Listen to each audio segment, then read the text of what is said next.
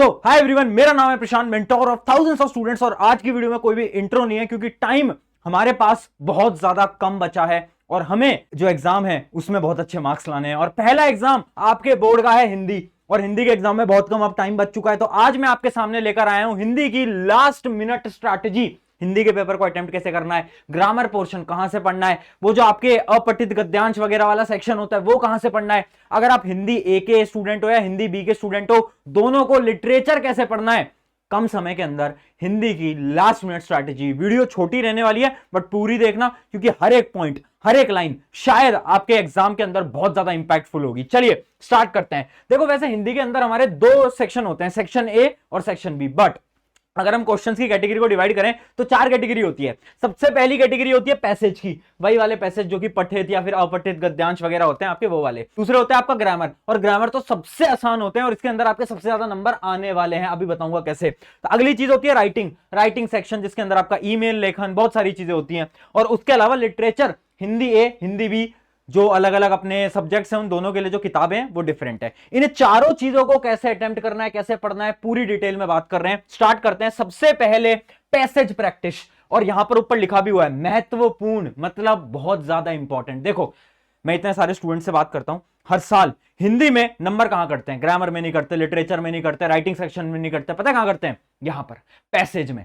Passage में क्या होता है, एक तो हमारे पास टाइम कम होता है, बहुत सारे बच्चों का तो पेपर भी छूट जाता है और इसके अंदर आंसर्स को ढूंढना बहुत ज्यादा मुश्किल है। तो अभी आपको क्या करना है, मान लो हिंदी का पेपर अभी आपके 2 से 3 दिन के अंदर होने वाला है, तो आपको क्या करना है, हर रोज मिनिमम 2 से 3 पैसेज सॉल्व कर रहे हैं। मिनिमम बोला है मैंने, मिनिमम। आप हर रोज 5 5 6 6 7 7 पैसेज भी सॉल्व कर सकते हो, बट यहां पर आपको बहुत ज्यादा फोकस करना है, आपको पैसेज ही बहुत सारे सॉल्व करने हैं। याद रखना, हर दिन 2 से 3 पैसेज आप लोग सॉल्व कर रहे होगे। क्यों सॉल्व करना है, प्रैक्टिस हो जाएगी, प्रैक्टिस हो जाएगी। अब सुनो, अटेम्प्ट करने का तरीका क्या होता है। पहली चीज, पहले पूरा पैसेज पढ़ो फिर सवाल, बहुत ज्यादा इंपॉर्टेंट। देखो, बहुत सारे बच्चे क्या करते हैं हिंदी के अंदर, क्या करते हैं, पहले सवाल पढ़ते हैं क्योंकि सवाल होते हैं एमसीक्यू। पहले सवाल पढ़ेंगे फिर सवाल के अकॉर्डिंग अपने आंसर को ढूंढेंगे। मेरे दोस्त, मैं आपको बहुत बड़ी रियलिटी बताता हूं, आज के समय पर जो आपके पैसे जाते हैं ना वो आसान नहीं आते, और क्योंकि आपका जो पोर्शन है उसके अंदर जो आंसर्स होते हैं वो एमसीक्यू बेस्ड आ गए हैं, उसकी वजह से जो आपके पैसे जाएंगे वो थोड़े डिफिकल्ट आएंगे। अगर आप पैसेज को नहीं पढ़ोगे, उसका मतलब नहीं समझोगे, आप एमसीक्यू कभी भी सही नहीं कर पाओगे। याद रखना, वो पुराने वाली टेक्निक को बंद कर दो कि पहले एमसीक्यू पढ़ रहे हो फिर उसका आंसर ढूंढ रहे हो पैसेज में। नहीं, आपको क्या करना है, पूरा पैसेज पढ़ो, रीड करो, समझो कि क्या पूछ रहा है, क्या बोल रहा है, क्या इसका थ्योरी है, पूरी पूरी चीज समझो, उसके बाद क्वेश्चंस पे आओ और फिर एमसीक्यू आपको सॉल्व करने हैं। मैं फिर से बोल रहा हूं, यहां पर नंबर कटते हैं, जितना ज्यादा प्रैक्टिस करोगे, जितना भी समय बचा है, बहुत ज्यादा प्रैक्टिस इसकी आपको करनी है। अगली चीज क्या है, एमसीक्यू। जल्दी में प्रश्नों के उत्तर गलत हो जाते हैं, बहुत ज्यादा इंपॉर्टेंट। देखो, होता क्या है ना, हम जल्दबाजी करते हैं क्योंकि एमसीक्यू होता है एबीसीडी में से टिकी तो लगाना है, तो हम क्या करते हैं, जल्दी जल्दी जल्दी जल्दी सॉल्व करने की कोशिश करते हैं और हम ना सवाल को पढ़ते नहीं है। ध्यान रखना, पैसेज के जो क्वेश्चंस आएंगे ना थोड़े ट्रिकी आने वाले हैं इस साल, तो आपको क्या करना है, सवाल को 1 या 2 बार पढ़ो, समझो कि ये सवाल में पूछ क्या रहा है। कभी कभार ना सवाल में कुछ छुपी हुई चीजें होती हैं जो कि आप समझ नहीं पाते, ठीक है, तो सवाल को 1 से 2 बार पढ़ना है। उसके अलावा क्या है, start reading in start of the exam. ये जो पैसेज है ना, वो आपको जैसे ही आपको पेपर मिलता है, शुरू के 10 से 15 मिनट आपको रीडिंग टाइम मिलता है, उस टाइम में ही आप पैसेज सॉल्व करना शुरू कर दो, ठीक है। आप वेट मत करो, आप पूरे पेपर को पलट के मत देखो, आप ये मत देखो लिटरेचर में क्या पूछा है, राइटिंग में क्या पूछा है, कुछ मत देखो। आप डायरेक्ट पेपर आया हाथ में, पैसेज पढ़ना स्टार्ट, पैसेज पढ़ना स्टार्ट, ठीक है। वो जो शुरू के 10 से 15 मिनट होता है, एटलीस्ट उसमें तुम एक पूरा पैसेज तो सॉल्व कर लो जल्दी जल्दी। और एक चीज याद रखना, क्वेश्चन पेपर पे अंडरलाइन या फिर पेन या पेंसिल से कुछ मत लिखना प्लीज। होता क्या है ना, बहुत बार ऐसे एग्जामिनेशन सेंटर्स होते हैं जिसके अंदर आपके जो टीचर्स होते हैं वो आपको चीटिंग के उस पे तौर पे पकड़ लेते हैं कि अगर आपने क्वेश्चन पेपर के अंदर कुछ भी लिखा होगा कि आपने अंडरलाइन करी होगी तो भी आप फंस सकते हो। तो प्लीज क्वेश्चन पेपर के अंदर कुछ मत लिखना, ऐसा ना हो जाए कि यार तुमने चीटिंग करी भी नहीं है फिर भी तुम फंस जाओ, ठीक है। ये क्या है, ये है हमारी पैसेज प्रैक्टिस की स्ट्रैटेजी, याद रखना। आगे बढ़ते हैं, अगला है हमारा लिटरेचर। भैया लिटरेचर के लिए क्या करना है, बहुत सारे लोग आपको बोलेंगे लिटरेचर पढ़नी है, देख क्या कर, यूट्यूब जा, वन शॉट वीडियो उठा और उसकी जो स्टोरी है वो समझ ले। बट मैं बोलता हूं यार ये मत करो प्लीज। तुम्हें क्या करना है, तुम समरी पढ़ो। आपकी बुक की जो समरीज मिलती है ना, आपको यूट्यूब पे मिल रही है या फिर कहीं और मिल रही है या फिर आपको नोट्स मिल रहे हैं आपके टीचर के, वहां से पढ़ो। होता क्या है ना, अगर आप यूट्यूब पे वीडियो देखते हो ना तो उससे आपको बस स्टोरी समझ आएगी, आपको लिखने का तरीका नहीं समझ आएगा। तो इंपॉर्टेंट क्या है, इंपॉर्टेंट है कि आप नोट्स की मदद से पढ़ो। नोट्स की मदद से, अगर आपके कोई टॉपर दोस्त है जिसने नोट्स बना रखे हैं यार, उनसे नोट्स ले लो।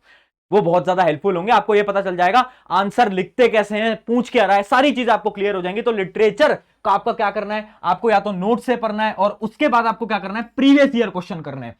जितने भी प्रीवियस ईयर क्वेश्चन आ रखे हैं वो आप कर सकते हो, वो आपको यूट्यूब पे डायरेक्टली मिल जाएंगे। बट फिर से बोल रहा हूं, हिंदी की प्रैक्टिस लिख लिख के करो। यूट्यूब की वीडियो केवल देखने से कुछ नहीं होता। मैं इतने सारे स्टूडेंट्स को देखता हूं क्या कर रहे हैं, हिंदी इंग्लिश में वीडियो देख रहे हैं यूट्यूब की, भैया समरी वीडियो देख रहे हैं, क्यों? उससे कोई फायदा नहीं है। अगर तुम उसे लिख लिख के प्रैक्टिस नहीं करोगे, यार लिखना ही तो इंपॉर्टेंट है। हिंदी आती सबको है, बोलते तो हम सब हैं, बट हमें लिखना नहीं आता। लिखना इंपॉर्टेंट है। अगली चीज देखते हैं, सेम बुक वाले आंसर तो बिल्कुल मत लिखना, बहुत ज्यादा इंपॉर्टेंट। हम क्या करते हैं ना, हम रट के जाते हैं, हम याद करके जाते हैं, है ना। जो आंसर हमें स्कूल टीचर ने बताए थे हम सारे के सारे याद करके जाते हैं। एग्जाम में सवाल आया, हमने वही same to same line by line copy paste कर दिया। अब होता क्या है, देखो जो आपकी कॉपी चेक कर रहे हैं वो इतने सालों से इतने बच्चों की कॉपी चेक कर रहे हैं। अगर तुम वही बुक वाला आंसर कॉपी पेस्ट करोगे ना, तो वो भी देख के कहेंगे यार ये तो रटने वाला बच्चा है, रट के आया और इसने सेम टू सेम चेप दिया, है ना। तो समझो, आंसर को थोड़ा बहुत अपनी भाषा में लिखने की कोशिश क्या करो। अगली स्ट्रैटेजी क्या है, अगली है शुरुआत अच्छी करना, बहुत ज्यादा इंपॉर्टेंट। देखो लिटरेचर के जो आपके आंसर्स हैं उनकी जो स्टार्टिंग की लाइन होती है उनको बहुत अच्छा बनाया करो। First impression is the last impression. अगर आपने लिटरेचर के जो सेक्शन की पहली एक दो लाइनें गंदी लिख दी, बहुत बेकार लिख दी, मैं आपको गारंटी से बोल रहा हूं टीचर आपके आंसर नहीं पढ़ेंगे, कट मारेंगे, जीरो देंगे, आगे बढ़ जाएंगे। पहली की एक दो लाइन बहुत इंपॉर्टेंट। और अगर आपने पहली एक दो लाइन अच्छी लिखी और बाकी पूरा आंसर बेकार है तो भी नंबर मिल जाएंगे। पहली की एक दो लाइन बहुत इंपॉर्टेंट है। अगली ये क्या है, अगली स्ट्रैटेजी है कुछ शब्द याद रखो। देखो लिटरेचर सेक्शन में जो भी आपकी बुक आ रही है, जैसे कि हिंदी भी वालों की स्पर्श किताब आ रही है, तो उसमें ना आप हर चैप्टर के एक दो शब्द याद रखो, कुछ इंपॉर्टेंट वर्ड्स, इंपॉर्टेंट कीवर्ड्स। अब अगर उस चैप्टर का आंसर आता है, अगर आप उस वर्ड को जो कि हिंदी का एक इंपॉर्टेंट वर्ड है उसको लगाकर आते हो ना अपने आंसर में, तो टीचर को लगेगा कि यार इसको तो वर्ड आता है, यार ये तो बड़ा इंटेलिजेंट है। उससे क्या होगा, इंप्रेशन अच्छा पड़ेगा। ये बहुत ज्यादा इंपॉर्टेंट स्ट्रैटेजी है। कभी भी आप ना किसी भी टॉपर की आंसर शीट उठाना, लिटरेचर सेक्शन को देखना, आप देखोगे उन्होंने ना हर आंसर में कुछ इंपॉर्टेंट कीवर्ड्स लिख रखे हैं। इंपॉर्टेंट कीवर्ड्स मतलब कुछ ऐसे शब्द लिख रखे हैं जो कि बहुत ज्यादा इंपॉर्टेंट है। उनसे क्या होता है, इंप्रेशन अच्छा पड़ता है। ये है हमारी लिटरेचर की स्ट्रैटेजी। ऐसे आपको लिटरेचर को पढ़ना है और ये सारी चीजें याद रखनी है। आगे बढ़ते हैं, अगला है हमारा राइटिंग सेक्शन, बहुत ज्यादा important. Writing section is bonus for you all.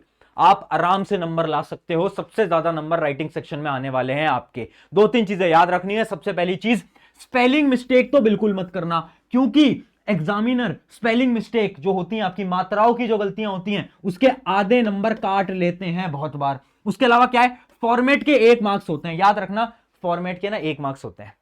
आप किसी भी टीचर से जाके पूछना, उन्हें जो बोर्ड एग्जाम से आंसर की मिलती है उसमें साफ लिखा होता है फॉर्मेट के 1 नंबर।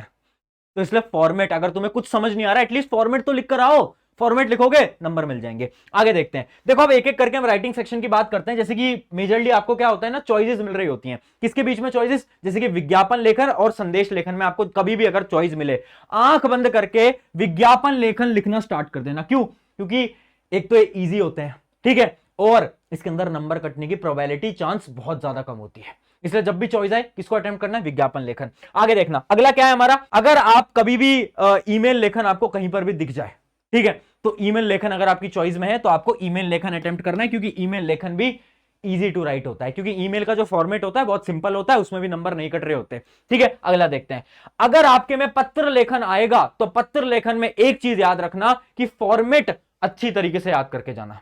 पत्र लेखन में 1 नंबर फॉर्मेट के होते हैं, अगर गलत करा पूरे के पूरे आपका पत्र गलत हो जाएगा। ठीक है, और बहुत ज्यादा स्कोरिंग पार्ट भी होता है। आगे देखते हैं, अगला आता है आपका अनुच्छेद लेखन। देखो अनुच्छेद लेखन जो कि आपका पैराग्राफ होता है, उसमें ना एक चीज याद रखना, आप जो भी लिखने का सोच रहे हो ना, अपनी नोटबुक के लास्ट पेज पे उसके पॉइंट्स बना लो। जैसे यहां पर लिखा भी हुआ है, क्या लिख रखा है, पॉइंट्स बना लो। जो आपका लास्ट पेज है उसमें ऐसे छोटे छोटे पॉइंट्स बना लो कि ये 4 पॉइंट्स के बारे में मैं बात करने वाला हूं या करने वाली हूं। उससे क्या होगा, अब आप ना वो काटा पीटी नहीं करोगे। हम क्या करते हैं, हम लिखना शुरू करते हैं, एक वर्ड हमें समझ नहीं आता, काट देते हैं, पूरा आंसर काट देते हैं, वापस से लिखना शुरू करते हैं। ऐसा मत करो।